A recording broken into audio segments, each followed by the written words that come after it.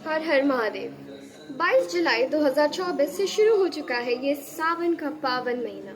क्या आप सबने कभी सोचा है कि सावन का क्या तात्पर्य है हमारे हिंदू धर्म में, इतना उसको इम्पोर्टेंस क्यों दी जाती है, और शिव जी से क्या रिलेशन है, ये सावन के 4 व्रत क्यों होते हैं सोमवार के? क्या आप लोगों को पता है कि इसके पीछे की बैक स्टोरी क्या है? नहीं ना, चलिए मैं बताती हूँ। सावन के पीछे एक बहुत ही प्रचलित कथा है जो है समुद्र मंथन। आप लोगों को समुद्र मंथन के बारे में तो पता ही है, मैं उसके ज्यादा इलाबोरेट नहीं करूंगी। लेकिन ये समुद्र मंथन की बैक स्टोरी क्या है? व्हाई वाज द समुद्र मंथन इवन कॉज्ड? आपको ये भले ही ना पता हो तो चलिए मैं हूं ना आप लोगों को बताने के लिए। शुरू करते हैं। समुद्र मंथन की कथा कुछ इस तरह से है। एक बार महर्षि दुर्वासा ने भगवान इंद्र को एक पुष्पों की माला दी थी, लेकिन भगवान इंद्र ने उस पुष्पों की माला को पहनने की बजाय क्या किया कि अपने वाहन को पहना दिया।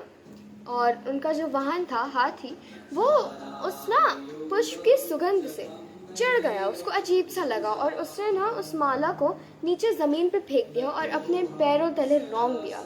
इस कार्य की वजह से ऋषि दुर्वासा को बहुत ही अपमानित महसूस हुआ और वो क्रोधित हो गए।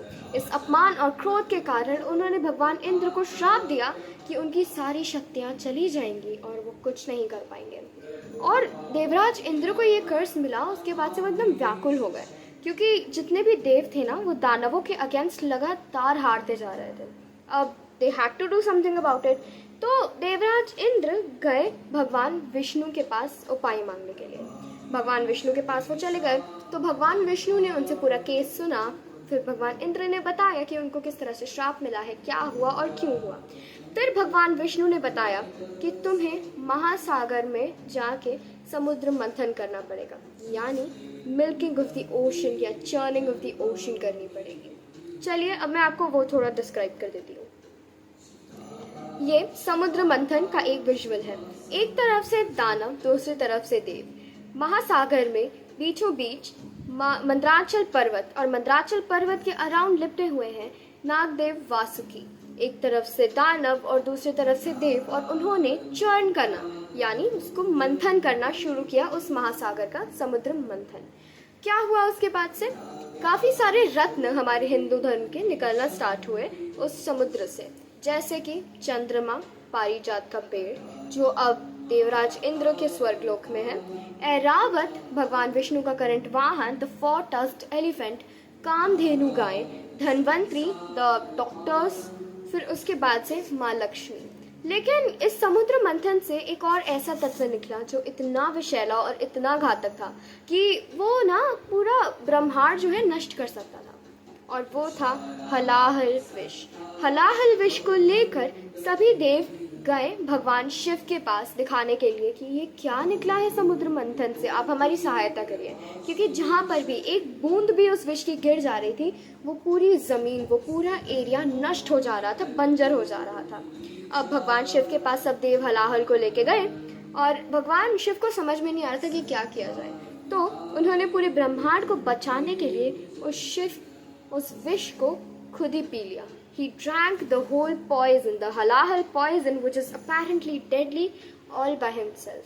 माँ पार्वती ने इस चीज को देखा and to prevent that poison from going down भगवान शिव throat, उन्होंने उनका गला पकड़ लिया, दबाने लग गई, जिससे कि वो विष जो है वो गले के नीचे उतर के पूरे शरीर में ना इफेक्ट कर पाए। भगवान शिव का पूरा गला इस कारण की वजह से नीला पड़ गया और उन्हें बुलाया जाने लगा नीलकंठ। एक मंदिर है नीलकंठ बाबा के नाम से ऋषिकेश में। कंटिन्यूइंग द स्टोरी, क्या हुआ कि सभी देवों ने फिर गंगा जल उनको पिलाना स्टार्ट करा भगवान शिव को। भगवान शिव को जब उन्होंने गंगा जल पिलाया तो थोड़ा बहुत हलाहल विष का जो इफेक्ट था वो टेम हुआ, वो न्यूट्रलाइज हुआ, जिससे कि भगवान शिव को थोड़ा रिलैक्सेशन फील हुआ।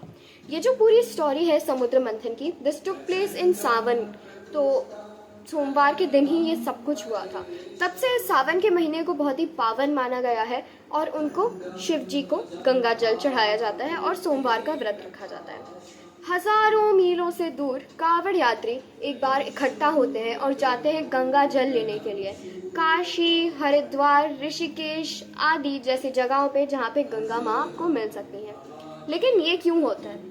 कहानी ये है कि भगवान परशुराम ने सबसे पहले ऐसा किया था कि वो हरिद्वार से गंगा जल लेकर आए थे और उन्होंने शिव जी का अभिषेक सावन के टाइम पे करा था। कांवड़ यात्री बहुत सी जगहों पर जाते हैं नंगे पांव, और वो भी पदयात्री के रूप में। वो पैदल जाते हैं बिना कुछ लहसुन प्याज खाए पिए, और रास्ते में उनको विश्राम करने के लिए नॉर्मल पब्लिक चीज़ें प्रोवाइड कर देती हैं। ये सावन के महीने में वो जाते हैं, पैदल जाते हैं, हर जगह से गंगा जल लाते हैं, और सावन के अंत में वो फाइनली अपने अपने घरों पे नहीं तो विशाल मंदिरों में भगवान शिव का रुद्राभिषेक करते हैं।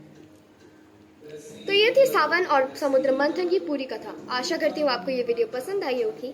Don't forget to like, share and subscribe to my YouTube channel. Thank you so much for watching. Bye. Har Har Mahadev.